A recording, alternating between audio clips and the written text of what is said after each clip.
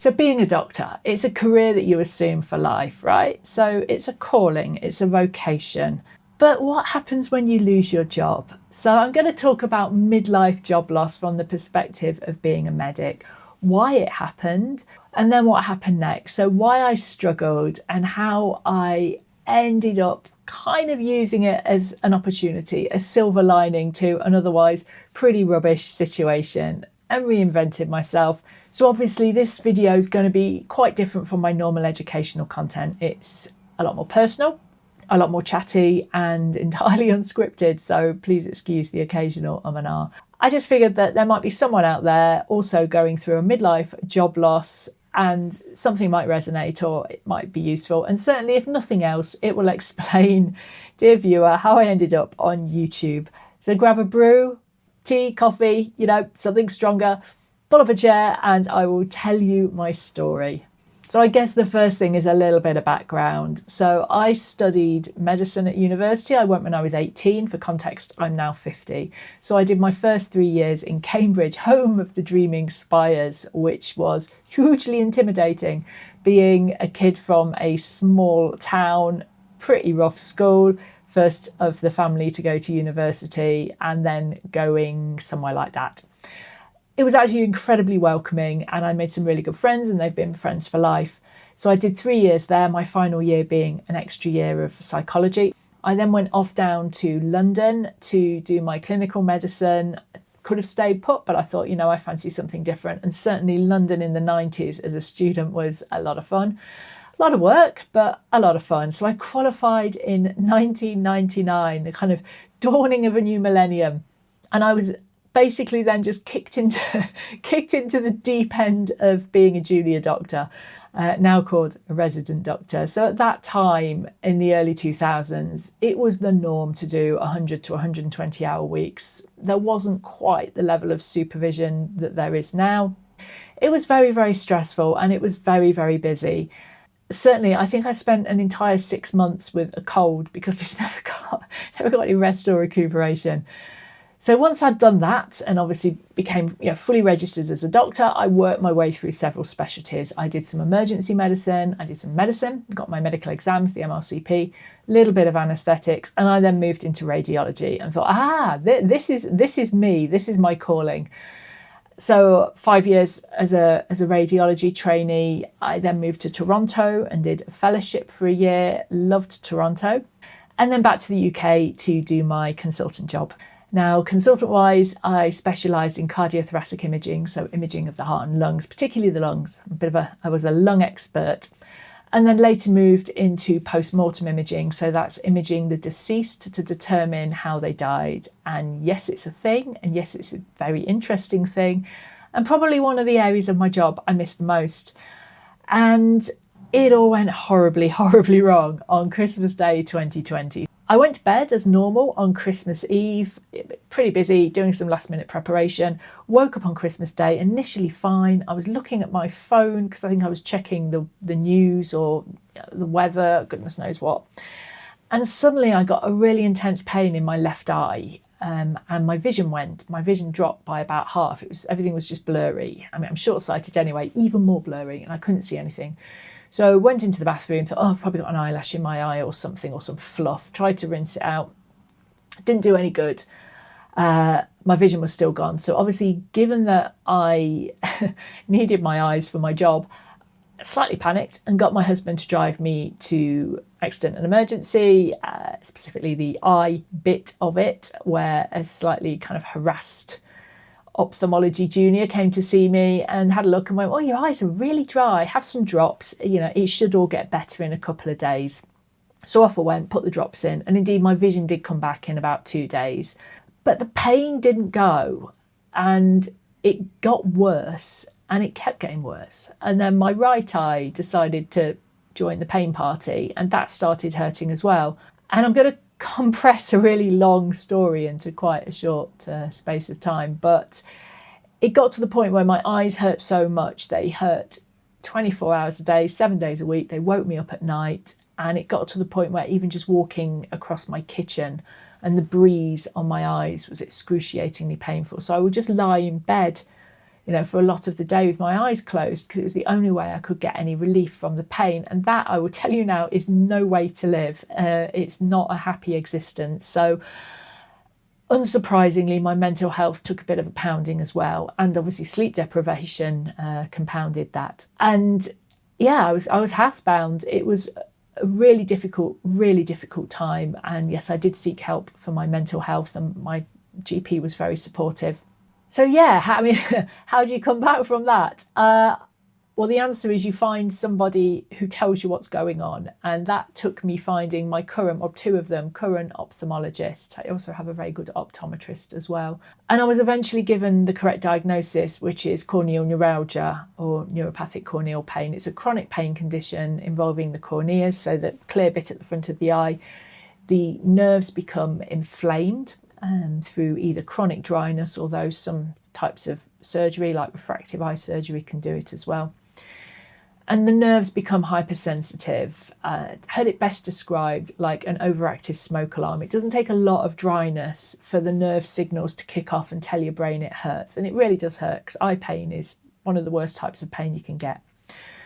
So I was given the diagnosis, and I sort of turned a corner once that happened, because I then started the correct treatment. And again, not going to go into that because it's irrelevant.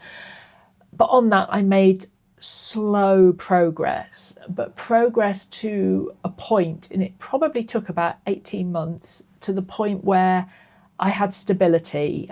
There's still a lot I couldn't do, and there's still a lot I can't do. And obviously you'll notice they're not particularly attractive glasses, which sort of have silicone cups on them. That's to stop those breezes going on my eyes, both outside when it's windy, but inside too. Air conditioning is an absolute nightmare, and I have to avoid altogether because it always finds a way in.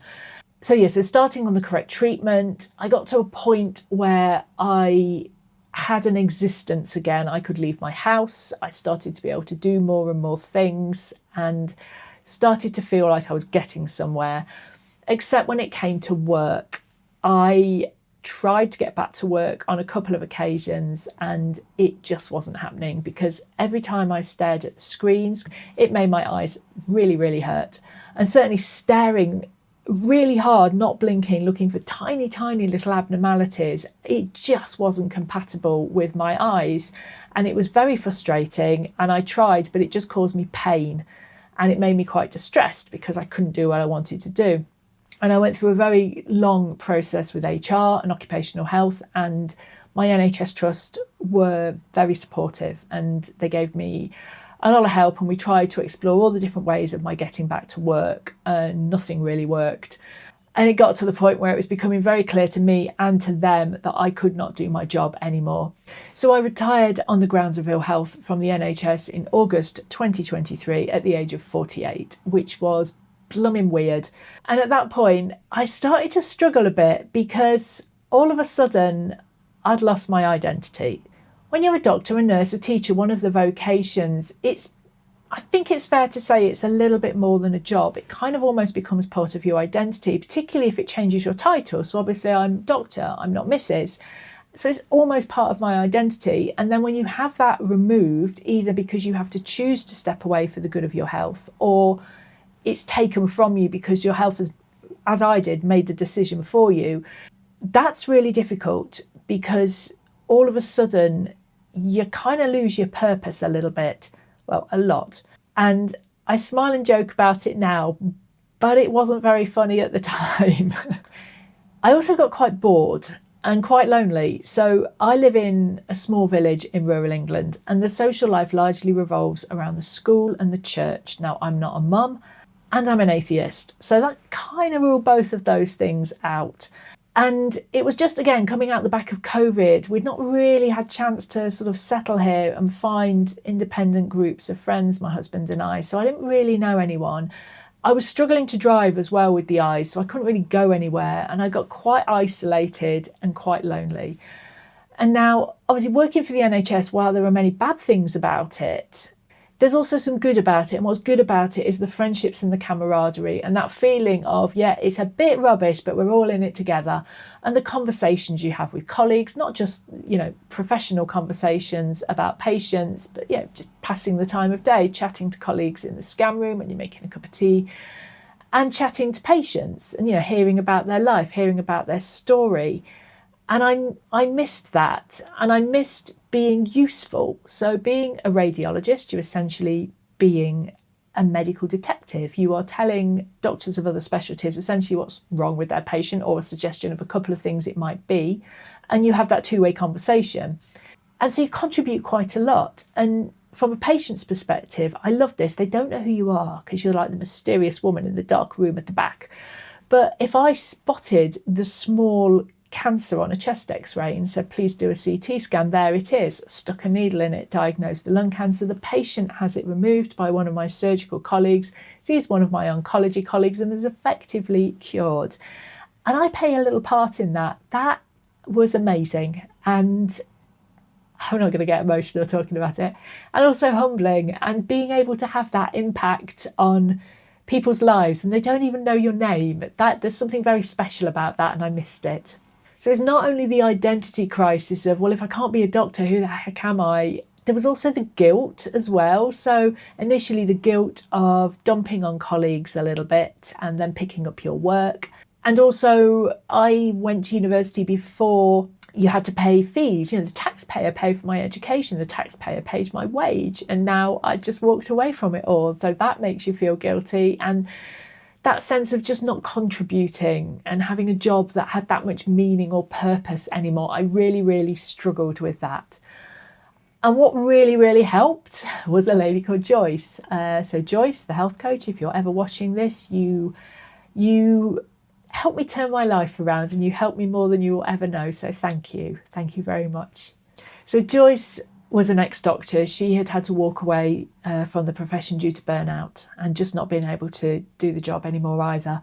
And had retrained as a health coach. And whilst I did have a bit of a health reset, I think that's probably best saved for a different video, because I did have to critically evaluate how far down my priority list my health had slipped and do something about it. And she gave me some help with that. But that, again, video for another day. For the purposes of this video, what she helped me with was my mindset and just going through the process, because applying for ill health retirement is in itself quite stressful. And just little things like giving up my license to practice medicine, that took me months to do. And all I had to do was press a button on a computer, but it just felt too big. I just couldn't cope with it. And we walked through that, and all the feelings that come to the surface when you lose your job, when it's been your entire life. I mean, yeah, I've lost my job before. I've been fired in my 20s from, a washing up in a pub kind of job. But it's when you lose your job or have to walk away from your job or face redundancy, whatever, when you're in your late 40s, when you're in your 50s, you're often at the peak of your career. And having that ripped away, like ripping off that Band-Aid, is going to hurt, because it's such a change. And going from having that much responsibility and being so senior in your role to essentially having nothing, that's huge. And she helped me with that. And I am, as I said, forever grateful. And it also led to me training as a coach, because I thought, I need something in my life. I want to do something. I want to be able to continue to support people. What can I do?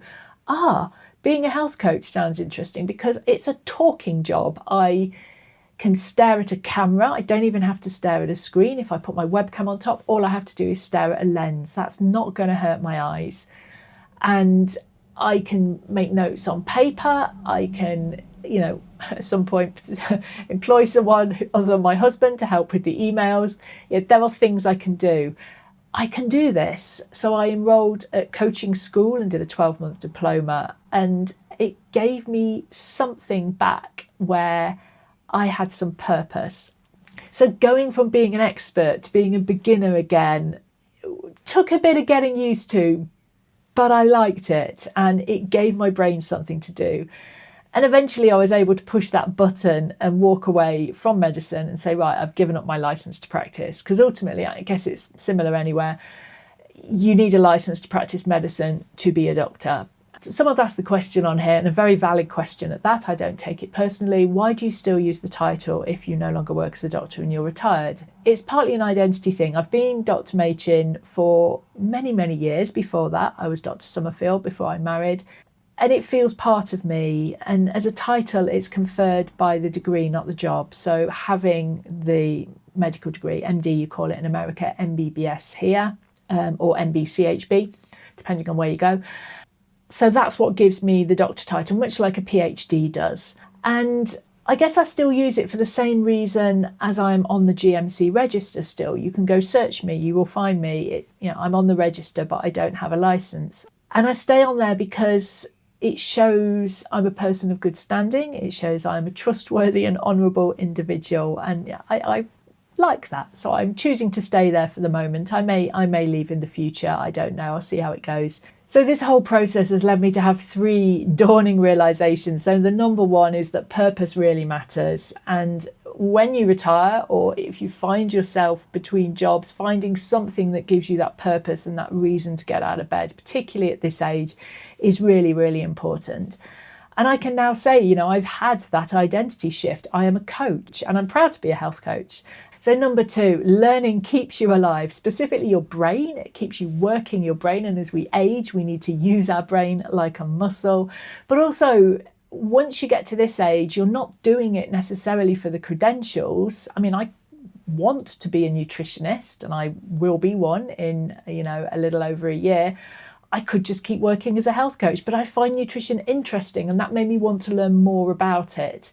And I'm doing it for the joy of learning as much as anything. And I have the ability to do that because I have the time from retiring early through the job loss. And again, yes, I'm in a very privileged position for being able to do that.